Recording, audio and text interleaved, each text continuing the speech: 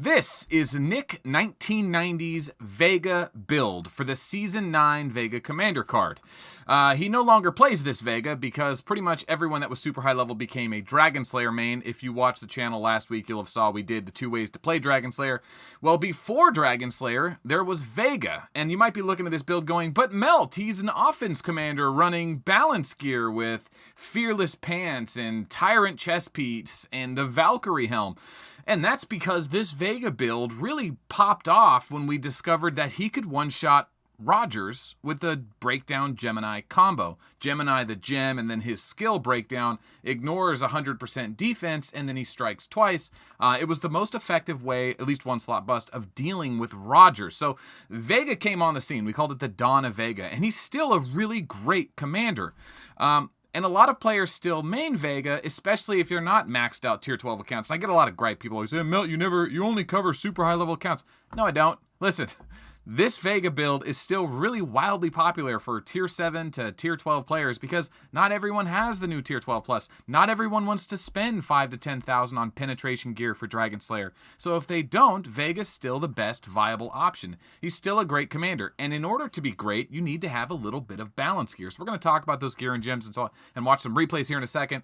But just remember, glass cannon builds, like in the modern meta, Season 10, min-maxing is really popular. Min and maxing, like minimize the stats you don't need, maximize the stats you do. So offense commanders maximize damage. Well, in this build, Vega does a little bit of both. Because, see, in a weird way, Vega's kind of a dual commander in himself, right? Because he's an airship comm, his troops are innately incredibly tanky, but also he has a 20% heal skill. Now, this is Elf's heal. It's actually very effective. It's a 20% skill, so we don't get too excited about it. But in a tier 12 matchup, when we started seeing tier 12, we noticed that they weren't just 1 round each. They would go 2, 3, 4, 5 rounds because no one was one-shotting tier 12 back then. There wasn't Nekajiro, there wasn't penetration, and Gilly wasn't well figured out. And even though those matchups do exist now, it's not like everyone's using them. I realize my Vega's not wearing gear. He's naked. All right, let's do the commander card. This is the commander card. If you want this, you can download it. It's in the link in the description below, as well as all the other links to the channel stuff. It's also first day of February, so if you want to join Patreon, now's the time to do it because Billing does it every month on the 1st, so you get the full month and all the early access and all the gifts. And we're doing the Lilith Commander, or the Lilith Rain gamepad, mousepad. If you do 3 months of Patreon, you get it as a free gift. I just mail them out to everyone. Yeah, thanks for supporting the channel. This Vega build, you'll notice that I also have this Shadow chess piece here, and that's for HP Resistance Weekend. Because penetration is so effective against defense, it is okay to run a little bit of HP on your Vega. You got to find out what's best for your build, right? Because if you're going against infantry all the time, which is not smart as a Vega main, you do need to run Shadow. Strengthened Weekend is a problem. And if you're not running enough Resistance Weekend on your gear, you might need to awaken Resistance Weekend. See, the thing about Vega is that he's a never sleep commander. He's a B commander. He's very cheap to awaken. You can get that 600% free dodge, 600% free Resistance Weekend. Actually, does it go that high? It might. It does, yeah. So, depending on the matchup, you may need to find something more suited to your opponent. If you're just parking them in a capital and just saying YOLO, yeah, you probably need to have a little mix as well. So for the current build, I'd say that the best way to do it is with the Ethergen, the tier 12 plus, maximize that damage. Also, those shields are nice. But there's an argument for both. Because the Origin ships have more tank stats, a little more defensive, they're going to play, and they have that tear space damage, which, provides for strengthened weekend insurance. They're going to play better with your Valkyrie and your Fearless Pants. They're going to have a little extra HP there, so the tear space damage helps. So even balancing your troops out, instead of just going all tier 12 old or all tier 12 new, do like maybe half and half, feel it out, see what's best for you. Anyway, so double Titans is the damage. Use a Gemini gem to trigger Breakdown twice, because Breakdown goes with both stacks of Gemini. Scorpio is great all around. It's just a hard-hitting, guaranteed hit gem. Cepheus, the 5-piece, is great toward disabling heals. When you go against a Reinhardt, you must run Cepheus, or you will lose as Vega. With Cepheus, depending on your opponent's Reinhardt build, you might do okay. If you're doing 1 slot bust, it doesn't really matter, but remember, this is a great 1 slot bust commander. Just 1 slot, let him punch a hole in your opponent's defense, score some points, don't lose too much, don't risk too much. That's a good build as well. That's a good way to play it as well, I should say. As far as commanders to watch out for, Elf is up there. Even with the Cepheus, if she's running a pure HP build with a fair amount of defense, you could have a real struggle with Elf, and she could start knocking you down. I've seen it go both ways, but just be careful. Virgo is a great jewel to run. Let's do this again. Gemini, Cepheus, Scorpio, Virgo. There's room for Aquarius here, strangely enough, but I like Virgo better because in weird cases, you can completely disable an opponent's damage, including Elf and Rogers and Reinhardt, because sometimes they forget to run a Tyrant in their weapon. I'm sorry, a Titan in their weapon. And if your Virgo completely disables their damage, they don't really hit you too hard unless the tear space hits you. Elf's a different story. Reinhardt's Thorn's a different story. But Rogers, for sure, can be totally disabled by Virgo sometimes. It's funny. Okay, what else? Let's do some replays. I feel like we've been talking too much. Didn't really get to jump into the replays. So here's the first replay. This is Ominous. Sent this to me earlier today.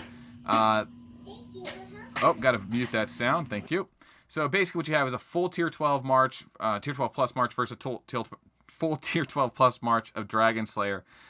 In this matchup, you kind of expect Dragon Slayer to be the stronger commander if she's running the right penetration gear. But it's really expensive gear, and not a lot of people have it. And in Peak Contest, you can't reach that perfect 100% penetration build because you don't have your Dawn Hall effect. So everyone in penetration gear in Peak Contest is only having 85%. So you're not really seeing what penetration can do in Peak Contest. So it can get a little skewed. But this Vega is going to do quite well against this Dragon Slayer. No problem here. Crushes right through her. In a fair fight, a normal fight, Vega's probably going to do okay. But the full penetration gear can be a problem unless he goes Glass Cannon. Yeah, it also depends on the Dragon Slayer build, but penetration Dragon Slayer versus straight up Balance Vega. I think Balance Vega has a slight lead. All right, in this next replay, we've got Vega versus a Full Metal, tank Full Metal. Look at that gear. I'll go back and show you that. So double EB, Fearless Pants, new Walker Helm, and then Invincible Chest, a little bit of dodge mixed in there. This is the tank build, and Vega's got to be careful for tank builds because in a one-slot bust, he can do a lot of damage, but in a long fight, you expect him. There's a Cepheus breakdown combo, 2,600 drops to 2019. He kills 700. It's going to take him 4 shots of Cepheus breakdown to kill Full Metal. That's not enough. And you got to remember, he's leadership-wise, this Vega's half the size of this Full Metal. Not a max leadership Vega. Not full March either. But this is a huge tank build Full Metal, which is a great way to play him. And a really bad way to get caught as a Vega main. So even though he's able to dish out a ton of damage, he is going to lose this matchup. And I'll go ahead and just fast forward it. You can kind of see the damage just isn't there. I wonder if there's anything else we're missing here. I wonder if Vega's getting, if he's being crit withered. No, he's landing his crits, but the damage just isn't what he wants. Just not big enough.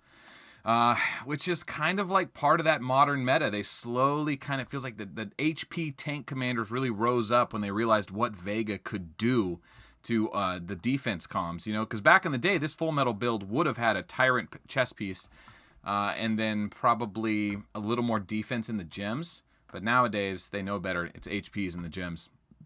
All right, so the next replay, Nick 1990 again versus Sergey. Let's double check those builds. This is the same Vega build, but this is a damage Full Metal build, the offense Full Metal build, the one that was kind of used to kill Rogers.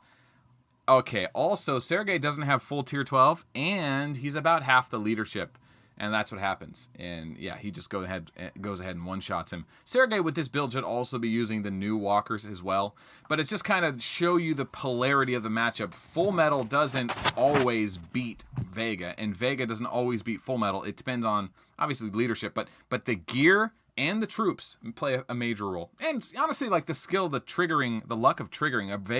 If Vega triggers a breakdown Gemini, it's going to be a completely different matchup than if he just gets a breakdown here, a Gemini there. That double combo is really what seals the deal there. All right, and then one more replay. This is the matchup that is most surprising, right? Vega versus Elf. Obviously, Elf should be the winner here, but if you look at that leadership, Vega's about twice the size and then some. Is that about right now? About at least twice the size. And I didn't check the double check the gear here. Let's see if we can get that again. Looks like Eternal Barrier, Invincible, Fearless Pants. So HP tank build, Elf. And really in a matchup like this, you really just need to hit hard enough to overcome Elf. That's it. You just got to make sure that she can't land a big heal when she gets really close to dying. So in a fair fight, Elf is really strong. But if you're bigger than Elf, if you're a bigger Vega and you haven't taken a lot of damage, you should have enough to overcome the Elf. Otherwise, yeah, you're going to just be caught in this torrent of healing where you just can't kill her enough and her curses just keep tearing you down. Yeah, she's landing those heals, man. And then there it is. Tear Space triggers the heal. But we'll see that Vega does win this fight. Let's go ahead and fast forward it. And there you go. And almost, not flawlessly, but he ends with 1,100 there. I mean, pretty darn close to flawlessly, though. I mean, you can't see all the troops. But a really good example of when Vega's bigger than somebody and he can just come over the top of them. If Elf did that in a fair fight, that could have gone a lot longer. Elf could have survived a lot longer. And maybe that wouldn't have been such a lucky replay. But that's it. That is Nick 1990's Season 9 Commander card, Tier 12 build. Here it is. If you want it, download it. And wait, we got one more. We got one more Season 9 Commander card to do. We'll see if I can get the guy to help sign off on it. Remember, if you're going to sign up for Patreon, do it this week, the beginning of the month. Everyone that signs up for Patreon this month and does 2 or 3 months of subscription will get the Lilith Reign Xena Series 10 gamepad mailed out on that 3rd month. So thanks for supporting the channel. Thanks for supporting what I do. And I hope you guys enjoyed.